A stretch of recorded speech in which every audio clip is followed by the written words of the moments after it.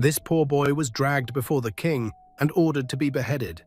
And what was his crime? He only tried to help the asthmatic princess, but what nobody knew was that this same boy was the reason the princess was still alive. Will she survive or die knowing that the only person who ever cared for her is being taken away to be killed by her own father? This is the shocking story of how pride, love, and fate clashed inside the palace. In the great kingdom of Omelon, there lived a princess. Her name was Princess Tamara. She was very beautiful. Her beauty was like the morning sun. Anyone who saw her wanted to look again. Her father was King Desmond, a man of power and wealth. Her mother was Queen Margaret, a woman with a soft heart and gentle smile. Tamara was their only child. She was the light of their eyes. She was their treasure, but even though she was loved, her life was not sweet. King Desmond loved his daughter too much. He wanted to protect her from every danger. But his protection was like a cage. He did not allow her to mix with people. Even when she was a child, she could not play with her classmates. If she went to class in the palace, she was not allowed to follow the children after lessons, and they were never allowed to visit her at home. Her friends were only guards and maids. She was always indoors and always under watch. Guards followed her like shadows. She could not laugh freely. She could not run outside. She didn't know how it felt to be a normal girl. But aside that, there was a challenge Tamara was also battling with. She was asthmatic. She has had the sickness since she was young. Sometimes she could not breathe well. Sometimes she would gasp for air. Her inhaler never left her side. The doctors in the palace were always on guard. Whenever she had an attack, the palace shook. Maids would cry, doctors would rush in, the king would run around helpless. Because of her sickness, the king grew more protective. He told the guards, "Nothing must happen to my daughter. If anything happens, your head will go for it." So Tamara grew up lonely. She had food, yes. She had clothes, she had gold. But she didn't have joy. She didn't have freedom. At night, she would sit by her window and look outside the palace walls. She would see the faint lights from the town and hear laughter far away. Sometimes she would hear the voice of children singing. She would press her face to the window and whisper to herself, "Oh, how I wish I could be free. How I wish I could run. How I wish I could feel the wind on my face." Just once, year after year, her desire grew, until one day she could not take it anymore. And she did the unexpected. That faithful day, after the palace had eaten lunch, Tamara sat alone. She looked around. The guards were at their posts. The maids were busy cleaning, so she stood up and whispered to herself, "Today I will do it. Today I will escape. I will breathe free air, even if it is only once." Her heart was beating fast. But she was determined. As the palace grew quiet, she wrapped herself in a simple dress and covered her face with a scarf. She walked softly like a cat. Step by step, she moved toward the small side gate. That gate was hardly used. Her heart pounded like a drum. She pushed the gate softly, and it opened with a squeak, and she slipped outside quietly. For the first time in her life, she stepped into the open world without guards, without maids, without anyone watching her. Her heart leapt. The air touched her face. She inhaled deeply. It was cool and fresh. The smell of the good things of nature filled her nose. She could hear voices of people laughing. She could hear footsteps of passers-by. She saw children playing with sticks, chasing one another and shouting happily. Tamara's eyes widened with wonder. She bent down and touched the grass by the roadside. It was wet with dew. She smiled. She stretched out her hands and turned around slowly, breathing in the air of freedom. "Oh my goodness, so this is how freedom feels," she whispered. But just while she was enjoying this quiet, amazing freedom, suddenly something gripped her chest like a pain. It was sharp and heavy. Her breaths became short. She tried to inhale again, but the air refused to enter. Her hand flew to her chest. She staggered, and her scarf slipped off her face. She gasped once and gasped again. She tried to cry for help, but her voice broke. Her knees became weak, and she fell to the ground. A woman walking by screamed, "Somebody help! Somebody help this girl!" People rushed from all sides. Traders dropped their baskets. Children gathered. Men and women bent over her. "What is wrong with her?" they all shouted. "She cannot breathe," the woman cried. "Ah, she is dying." The crowd grew. Some sprinkled water on her face, some fanned her, some rubbed her hands. But nothing worked. Tamara's body shook, her lips trembled, her eyes rolled like her spirit was already lashing this world. But just then, a young man pushed his way through the crowd. His name was Jason. He was poor, his clothes were torn, and his feet were bare, but his eyes were sharp. He bent beside Tamara and looked at her carefully. He studied the way her chest was rising and falling. He saw the way her lips struggled for air, and just like that, he knew the sickness at once. "She cannot breathe. She is asthmatic," he whispered. Without wasting time, he lifted her head gently and loosened her scarf completely. He turned her slightly on her side to free her airway. "Please, everyone, move back," he shouted. "She needs space." The crowd obeyed. Jason rubbed her back firmly. He pressed lightly on her chest, in rhythm, helping her lungs to open. "Breathe, breathe," he whispered softly. The people watched in silence. Even time seemed to stand still. Then suddenly, Tamara gasped. A sharp sound escaped her lips. She coughed once and coughed again. Then she drew in a deep breath, and her chest rose high. Slowly, her eyes flew open. The crowd cheered loudly. "She is alive! She is alive again, thank God." Tamara sat up weakly, coughing. Her face was pale, but she was alive. She turned her eyes to Jason. Thank you very much," she whispered. She stood quickly, her scarf fell from her hand. "I must go now," she said in a rush, but Jason stopped her. "Wait. You cannot walk alone like this. You are still weak." "Let me walk you home." Tamara shook her head. "No, I will manage." But Jason stepped closer. "Please, I insist. It is not safe for you to walk alone in this state." At last, Tamara nodded. They began to walk. As they moved, Jason turned to her. His voice was low but firm. "Why didn't you carry your inhaler?" he asked. Tamara froze. Her eyes widened. How did he know what she had just battled with, she wondered. She turned sharply to him. "How did you know I have asthma?" Jason's face changed. His voice became sad. "I used to have a sister," he said softly. His words trembled like someone in deep sorrow, bringing back a memory he never wished to. She had the same sickness, but we lost her because we were too poor to cater for her medication. Tamara slowed her steps. She looked at him with pity. "I am so sorry," she whispered. She saw the pain in his eyes. Her heart ached for him. And at that moment, something shifted inside her. She felt something deep she had never felt before for any guy. Was it love or concern? She didn't know, but the feeling was unexplainable. Before she could say more, loud voices came from ahead. "Princess! Princess Tamara!" The palace guards appeared, running fast. They had been searching all day. When they saw her walking beside Jason, their eyes widened. "My princess, are you okay? Are you hurt?" "We've been searching everywhere for you," one guard shouted. Then their eyes turned to Jason. "Oh, so it is you.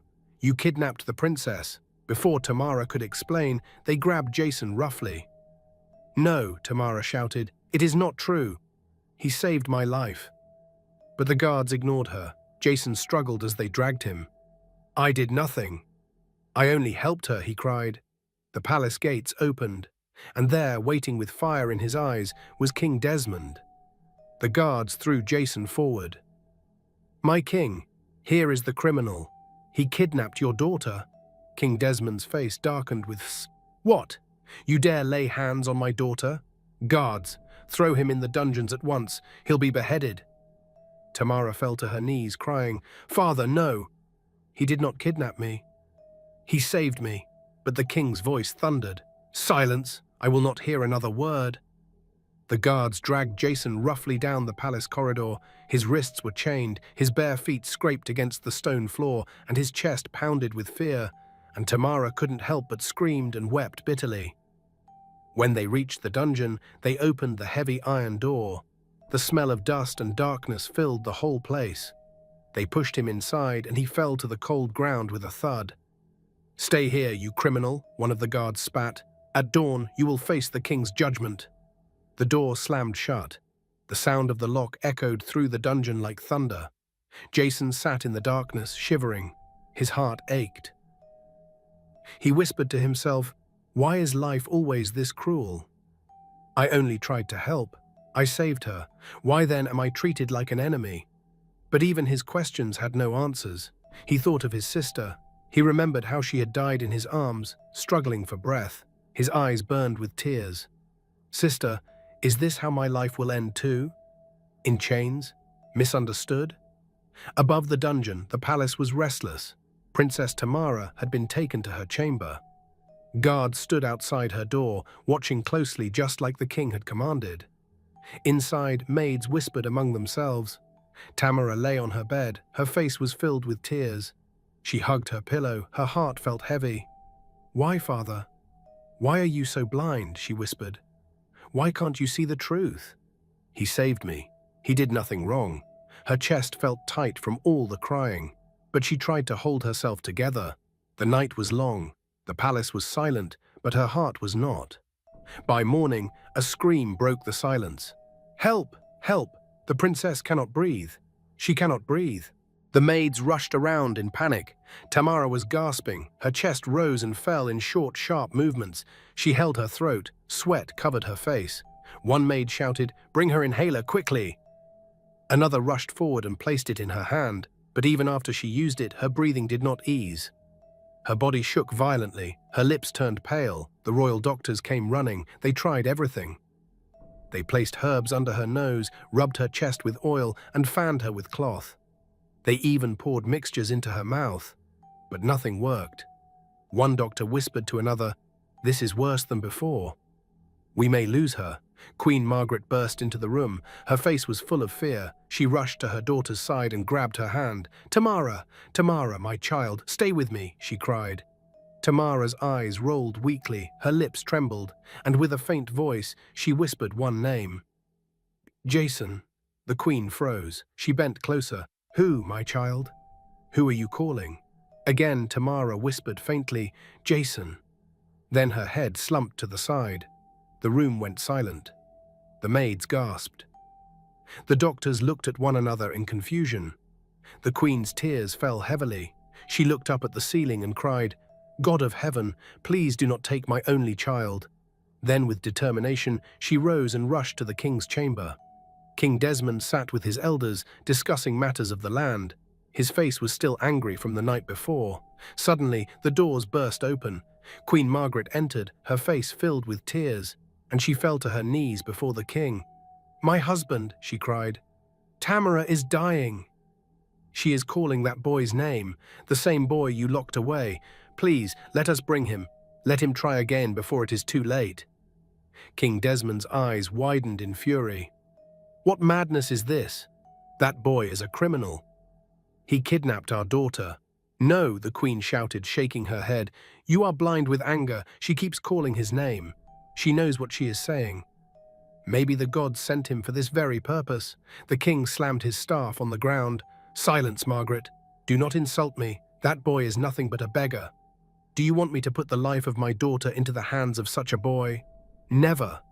But the queen wept louder. "Then watch your daughter die before your eyes. Watch her slip away while you hold your pride. All your money has failed. All your doctors have failed. All your guards have failed. But this boy did not fail her yesterday, and maybe he will not fail her today." The elders shifted uncomfortably. Some whispered among themselves. One brave elder spoke softly, "My king, maybe the queen is right.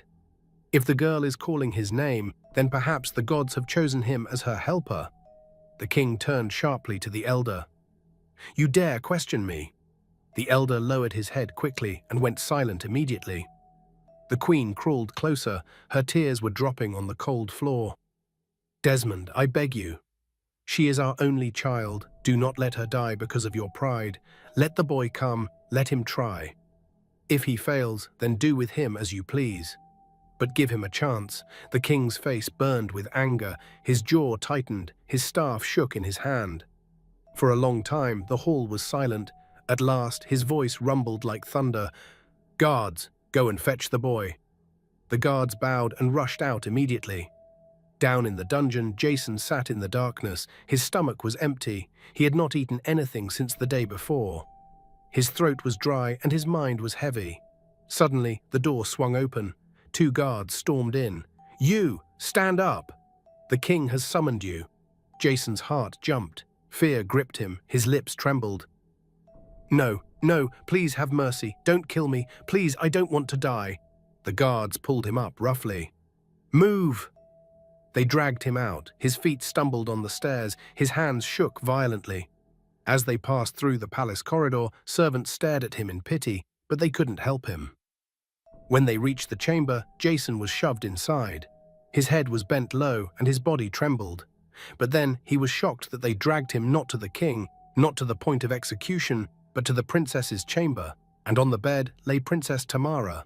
Her face was pale, her chest rose faintly, her lips were almost blue. She looked like someone between life and death. Queen Margaret's eyes were swollen from crying. She turned sharply to Jason. Her voice was desperate but commanding. "I don't know what you did before, but my daughter has been calling your name. If you truly saved her once, then save her again. Do it now, or you will have yourself to blame." Jason's knees went weak. His heart pounded. He looked at Tamara, the same girl who had smiled at him just hours ago, who had touched his arm gently when he spoke of his sister, now looking lifeless. He whispered shakily, "Oh God, help me." Then he knelt beside her bed. He took her cold hand into his own. His tears fell freely on her skin. "Tamara, please don't leave," he whispered. "Breathe again. Live again."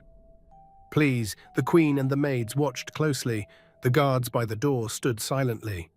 Jason leaned close. His lips trembled. Then he began to sing softly. It was the same lullaby he used to sing for his sister when she struggled to breathe.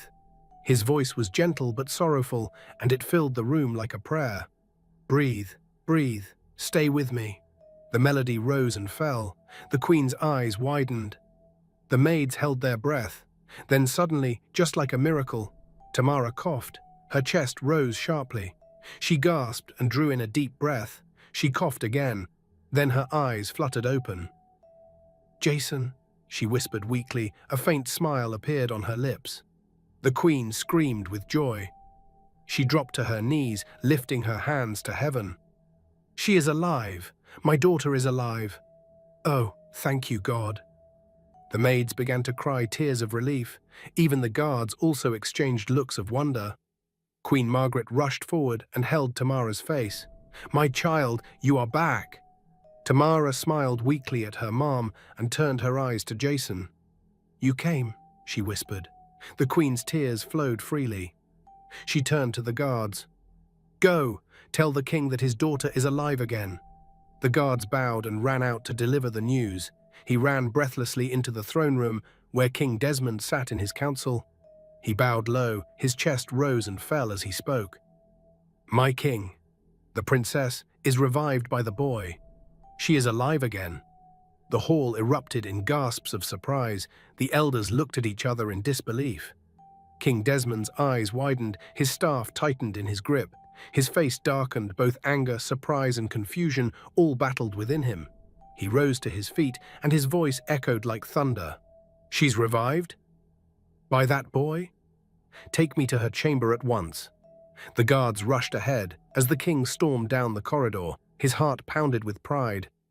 How could it be true? How could a poor commoner do what his doctors, his wealth, and his power could not? As the door to his daughter's chambers burst open, King Desmond stormed in. His robe flew on the floor and his staff stroked loudly with each step. His face was red with fury and his eyes blazed like fire. Behind him, the elders followed, whispering among themselves. The guards lined the walls, bowing their heads. Tension filled the whole place. When the king entered, silence fell. On the bed lay Princess Tamara. Her body was weak but alive. She was breathing slowly, her lips no longer pale. Beside her, still kneeling, was Jason. His hand held hers gently. His eyes were still wet with tears. Queen Margaret stood near the bed. Her face shone with relief, but also tense with fear. She knew her husband's heart. She knew his anger could still destroy everything in that moment. And she wasn't wrong at all. King Desmond's voice thundered through the chamber. "What is the meaning of this? Who allowed this poor thing to go close to my daughter again? He pretended to sound as if he expected the miracle to happen from the boy, even without him touching the princess. The guards and maids bowed their heads lower. Nobody dared to answer. The king's eyes narrowed. He looked at Jason with disgust. So, it is true. You revived her again? Jason lowered his head and answered humbly. Yes, my king. I only did what I could, but instead of an appreciation, the king's staff struck the floor with a loud crack, and he sounded angry. And why? Tell me, why do you care what happens to her? Do you think saving her gives you the right to go too close to her? Do you think it gives you the right to touch my daughter? Jason's body shook, but he spoke with trembling honesty. I did it because I could not watch her die, Your Highness. I once had a sister who had the same sickness. We were poor. We could not buy her medicine, and she died in my arms one night. I could not save her, but I could save your daughter. That is why I helped. The room grew quiet. Even the elders lowered their eyes. Princess Tamara weakly squeezed Jason's hand, her eyes filled with tears as she turned to her father. Father, please, listen to him. He speaks the truth. Without him I would be gone. Not once but twice. He is not an enemy. He is a savior. Her voice was soft, but it pierced the king's heart. Queen Margaret stepped forward. Her voice was firm, though her eyes still carried tears. Desmond, open your eyes. Can't you see?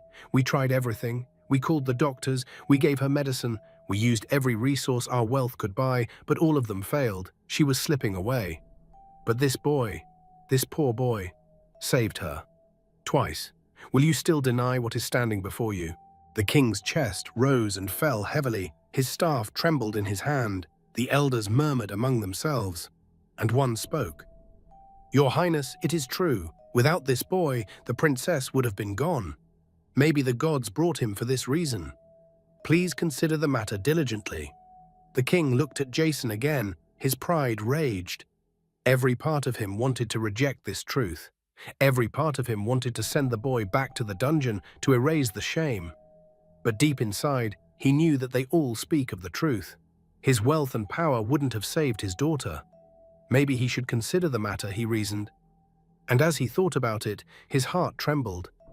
He looked at his daughter. Her eyes were weak but pleading. Tears rolled down her cheeks. She held Jason's hand as though her life depended on it. Then his voice broke. Tamara, my princess, must you hold his hand like that? Must you speak for him like this? Tamara's lips trembled. Yes, father, because he is the reason I am alive. Without him, you would not be looking at me right now. I know you hate him, but please, see the truth. He is not my enemy. He is my savior. Her words struck him like arrows. He staggered slightly, gripping his staff tighter. He felt a heavy weight pressing down on him. His pride battled against the truth. For years he had believed that wealth could buy anything. For years he had locked his daughter away, thinking he could shield her with power. But today all of that failed. It was not money that saved her. It was not power that saved her. It was not guards or doctors that saved her. It was this boy, the same poor boy he despised. The king's lips trembled. His eyes grew wet. He had not shed tears in years, but now they were trying to force their way out. But he blinked them away. Slowly, he lowered his staff. Then, just like a shocking reality, his voice cracked as he spoke. All my life, I believed wealth could protect us. I believed power could save us. I believed pride could shield us. But today, I see the truth. My money failed. My guards failed. My doctors failed. Yet this boy I despised, gave me back my daughter. Twice. The room went silent. Everyone was shocked. The elders bowed their heads. The queen covered her mouth with her hands. The king stepped closer to Jason. His eyes were no longer blazing with anger. They were filled with something else, like shame, but also gratitude. He looked down at the poor boy kneeling before him. Jason, forgive me. Forgive my blindness. You saved my daughter, and for that I am forever in your debt. From this day, you are no longer an enemy of this palace. Princess Tamara's tears flowed freely now. She smiled weakly through them. She clutched Jason's hand tighter. Queen Margaret wept, lifting her hands to heaven. Thank you, Lord. Thank you for opening his eyes. The king turned to his council. His voice was softer now, no longer thunder but confession. I want to say this. Life truly does not bow to riches. Pride cannot heal. True healing, true love, true courage can come from anyone, even from the hands of the poor we look down on. He raised his eyes to the heavens, whispering, I was blind, but now I see. And for the first time in his reign, King Desmond bowed his head in humility before a poor boy named Jason. As the king and queen looked at their daughter staring into Jason's eyes, they did not only see gratefulness, but something else they had never seen flash through her eyes before. Like a deep feeling of love for the poor boy. And they both smiled. Maybe the gods truly brought them together for a reason. Something undeniably true. This story teaches us that wealth and pride cannot buy life. Even the greatest can fall, and sometimes the person we look down on is the one chosen to help us. True love and true healing do not come from money, but from the heart. But tell me, lovelies, what do you think happened next? Do you think Jason would later be allowed to marry Princess Tamara? And would you like to hear a part 2 of this story, where their love is tested even more? If we hit 100 comments and 300 likes on this part, we'll deliver the second part, where you'll see whether Tamara and Jason's love grows stronger or is forcefully destroyed by the differences between rich and poor.